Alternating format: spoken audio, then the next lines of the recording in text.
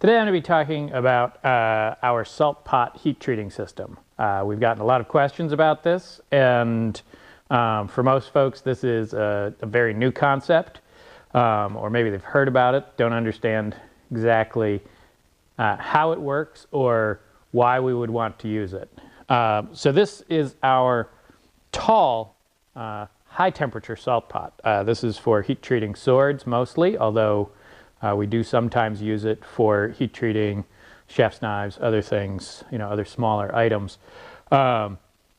The main advantage for us is in the heat treating of swords. Swords are very difficult to get an even temperature on, simply due to the length.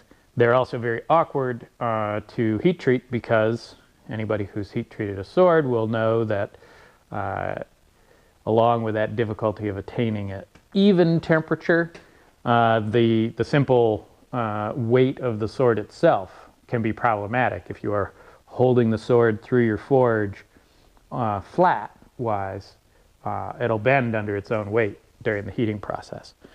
So here's, and that's where the salt pot comes in.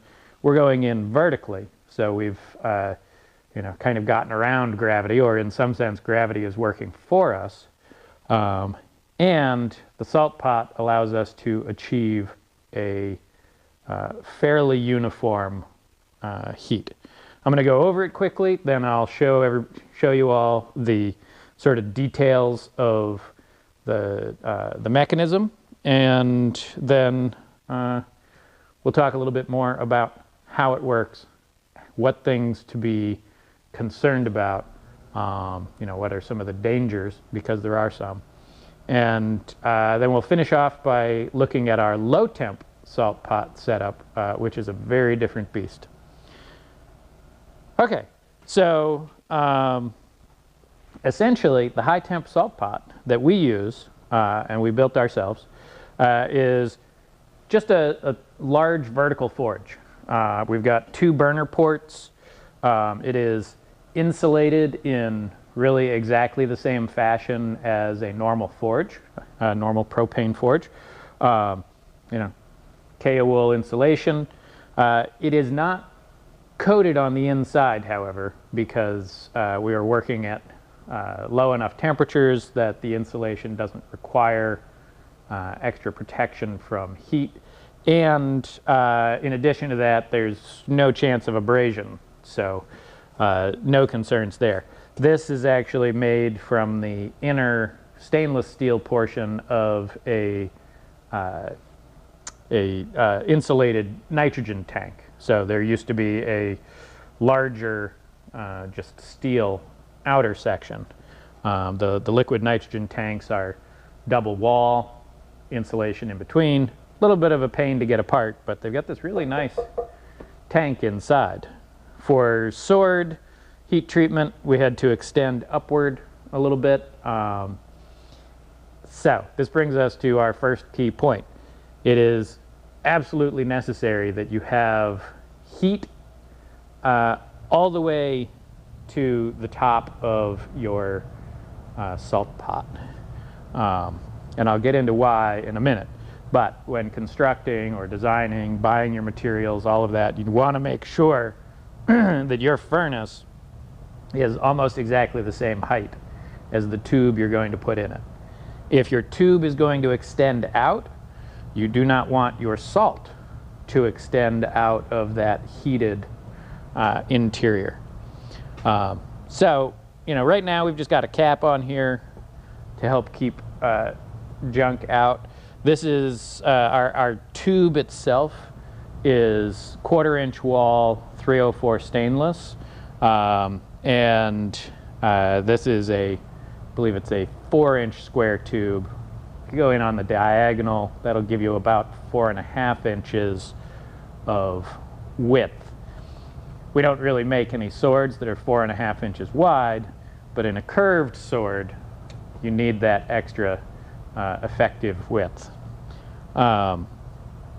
The reason for the different burner ports is that while the salt conducts heat very effectively once it is a liquid. As a solid, it does not conduct heat nearly as well. And the salt expands and contracts substantially as it melts or freezes. And that is also why we want to make sure we've got heat all the way to the top. So I'm going to bring the camera over. Sorry if it's a little bumpy or the light's not good. Hopefully we'll get a good enough view to sort of see all the different parts.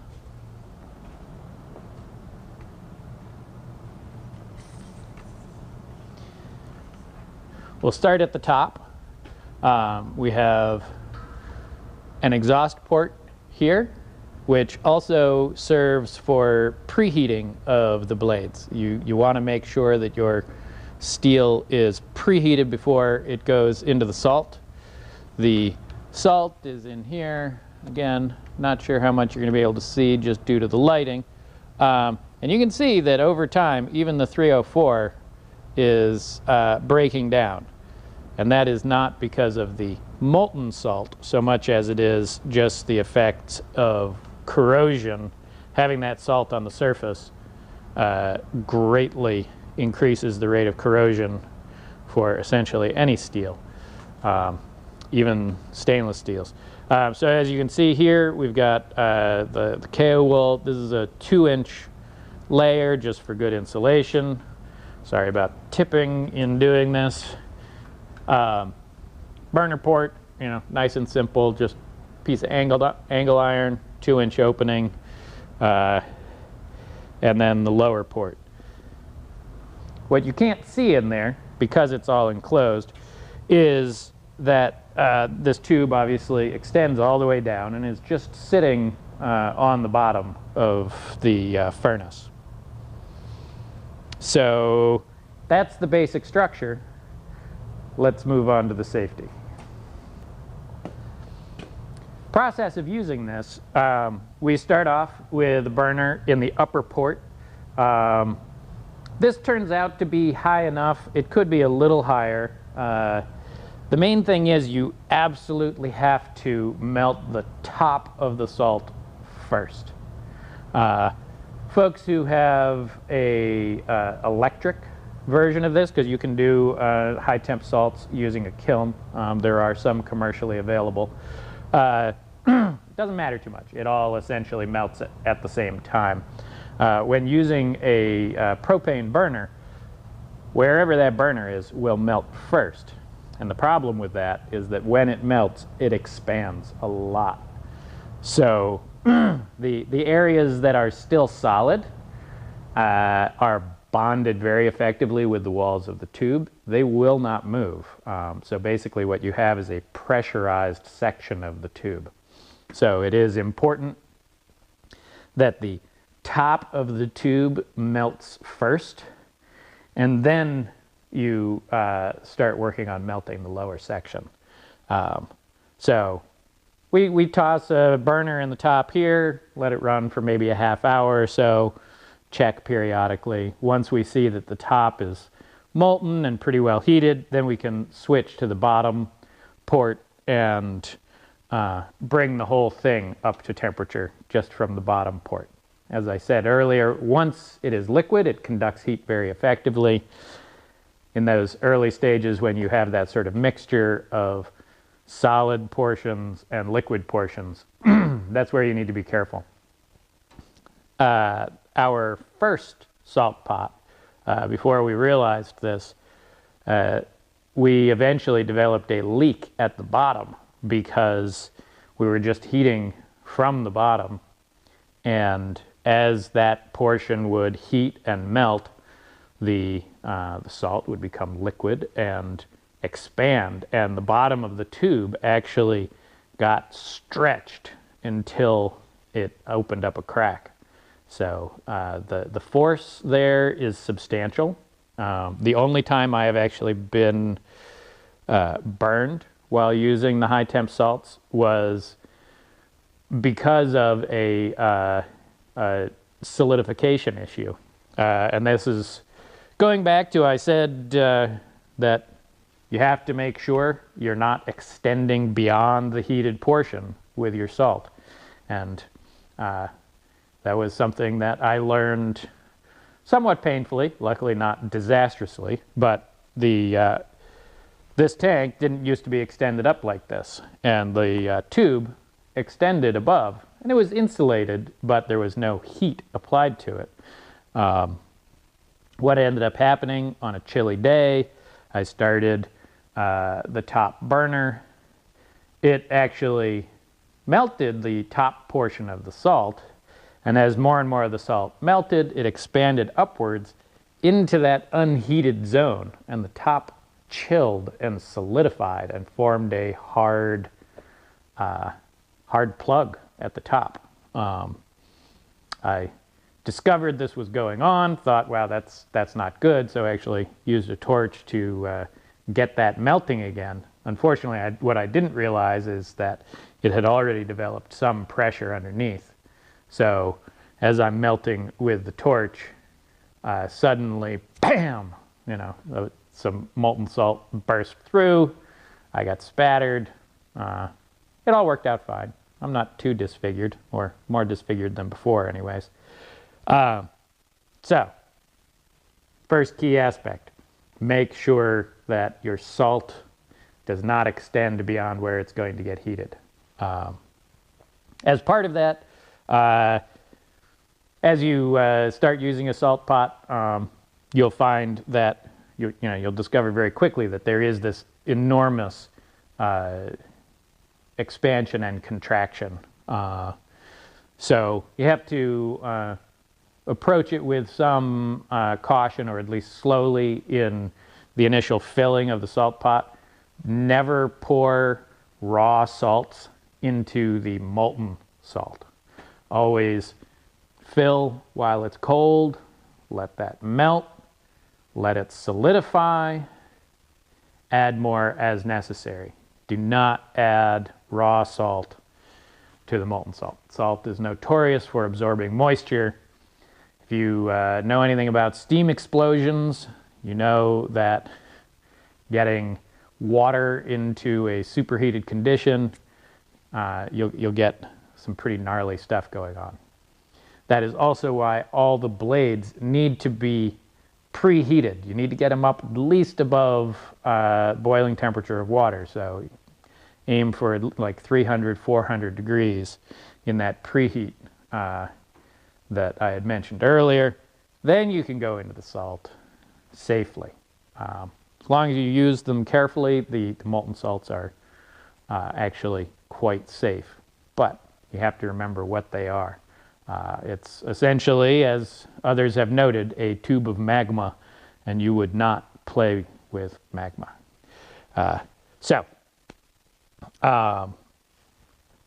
The salts that go in there, what we're using is a mixture.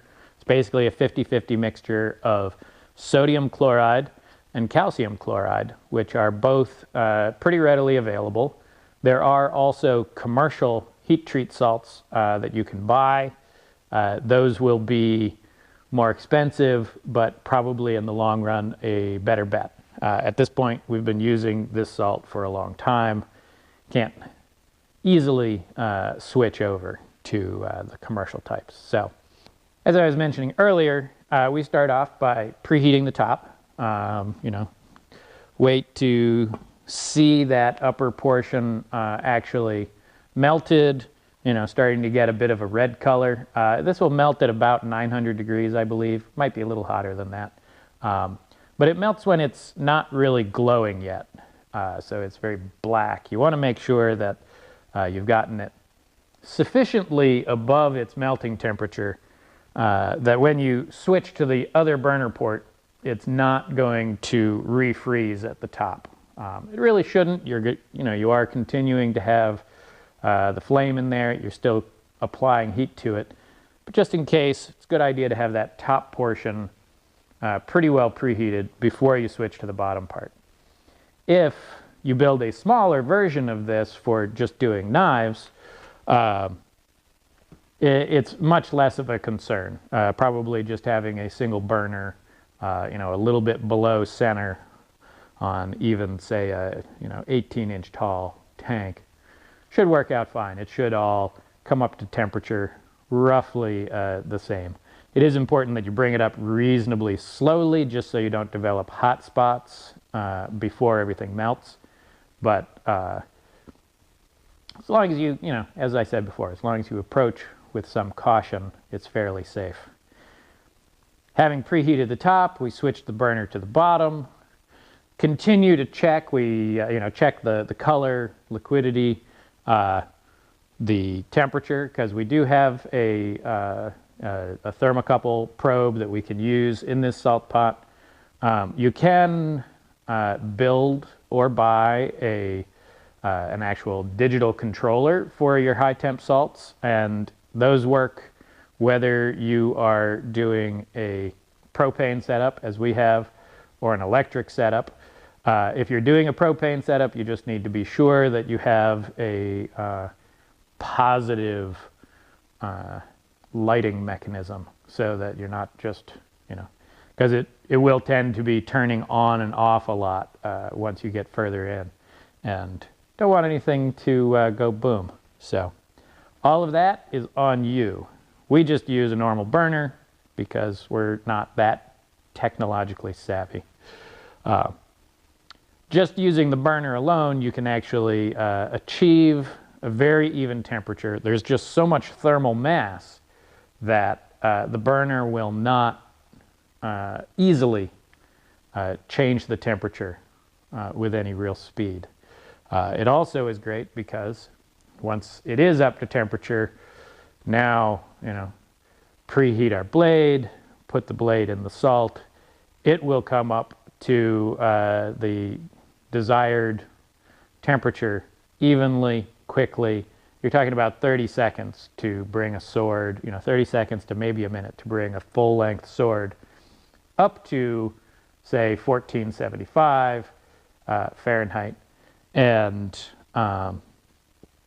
since it maintains that temperature very nicely, and you are protected from oxygen inside the salt bath, you can let it soak there for a few minutes, which, generally speaking, is a really good idea for your steel. Especially the more alloy, you know, the higher the alloy content of the steel, the more it becomes a good idea to let it soak.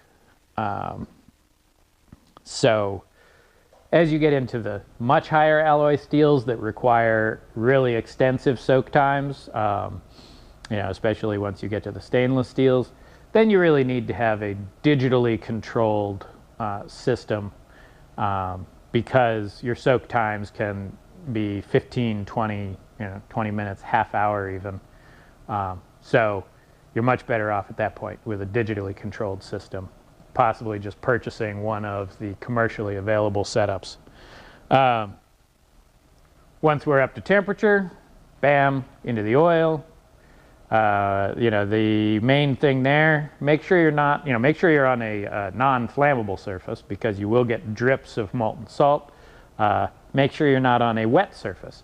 Those drips of molten salt will create a lot of spatter if they're going into water. The only real downside of the salt and quenching in oil, quite a bit of that salt will flake off and tends to accumulate in the bottom of your oil tank. It takes a long time, but eventually you'll get a sufficient amount of mushy material at the bottom of your oil tank that it becomes an issue. We haven't gotten there yet, but we're starting to get close for some of the longer swords. So that's essentially the function of the low temp salt pot. The two things I'm going to reiterate are the safety aspects. One, make sure that the top of your salt pot is melting first. And second, preheat all your blades. Make sure there is no moisture on them. If there is condensation on that blade as it goes into the salt, that water will explode with vigor and spatter molten salt out of the tank, probably on you. So that's bad. in case you didn't realize that. So safety-wise, that's really just about it. The only other thing is obviously your stainless tube needs to be very solidly welded. I would absolutely check it with water to make sure it does not leak before you start putting molten salt in there. The molten salt is essentially the same viscosity as water, so once it's hot, if you've got a pinhole, it will all come out. Now you've got a giant puddle of 1500 degree salt on your floor. If you're on a concrete floor, there's probably moisture in it. It will explode. So, things to avoid. We're going to move on from here to the low temp salts, which are an entirely different beast. So, this is one of our 2 low temp salt pot tanks, or low temp salt pots, whatever. And the low temp salts require a lot less structure. You're running at much lower temperatures, so not generally the same safety issues with these materials. However, they have a couple safety issues of their own. For one thing, most low temp salts you're going to set up with an electric heating and regulation system. So anytime you're dealing with electricity, especially when your whole structure is going to probably be made out of metal, be cautious. We did at one point on our larger salt pot have the whole thing become electrified and start zapping the wall. So good thing to keep an eye out for. The low temp salts are a very different salt, and they melt at about a little over 200 degrees, and these we do have a commercial salt that we purchased. I believe basically all of the low temp salts are nitrate salts, and those come with the major caveat of don't get carbon in them. So it's important you have a cap on there so you're not having dust fall in all the time. Nothing too terrible happens as long as you don't exceed about 1,000 degrees. If you do, bad things can happen. Then those nitrates break down with some vigor. As a note on that, we started off using a towel, a cotton towel, to clean the blades, before straightening, and clean the salt off the blades. And that salt-saturated towel at one point caught fire. It was sitting around, got some grinder sparks on it, and it went up with spectacular vigor. Absolutely impossible to extinguish. So you want to be cautious with the salt, with the low temp salts for very different reasons. The low temp salts aren't my exact area of expertise, so you would want to do quite a bit more research before you do before you engage in the low temp salt side of things. A couple of really good reasons to use the low temp salts. Just like the high temp salts, they hold a really nice even temperature, and it makes them perfect if you need to straighten a blade during the tempering. This one we use quite a bit for doing straightening of chef knife blades. Chef's knives being very thin, a little bit more prone to warping during the heat treat process. So having the ability to heat them to a very set temperature, this can be adjusted up and down pretty easily, but bring it up to say 350, 375, you're in the temper range. While you're in the temper range, you can do some straightening quite safely. Since everything comes up to temperature evenly, you're not using a torch, so you can't overheat part of the edge or just part of the knife in general. Makes a really easy, controlled method for doing that straightening. We don't generally use the low temp salts for just sort of the initial temper phase. We have several kilns that do just fine for that. You don't need protection from atmosphere while tempering. You're not really going to get much oxidation, so no real worries there. So the low temp salts for us are much more about the temper straightening, that ability to come back and really do fine adjustments is key.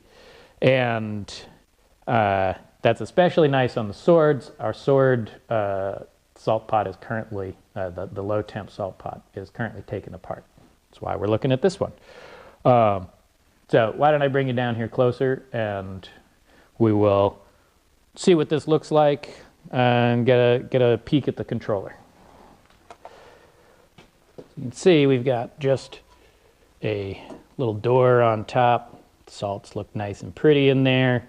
It's only an 1/8" wall tube for this. Little thermocouple goes in. The controller is one that Matt put together from parts that he got off of Amazon. And it's a pretty straightforward system. We are not expert enough in it to really give you great advice on how to put this together. There are, however, several people out there who really specialize in these, and they've got some good information you can track down. I don't want to name names because I don't want you all to jump on them and ask everybody, and be asking them lots of questions. But do a little Google searching and you're bound to find what you're looking for. Hopefully this quick overview of the high temp and low temp salts has been helpful. It obviously doesn't cover all the different aspects of the building process or using them. So any questions you do have, feel free to drop them in the comments or send us an email, dragonsbreathforge@gmail.com. We'll do our best to answer, and if it's not something that we can really answer, we will try to get you pointed in the right direction. So thanks for watching. Enjoy.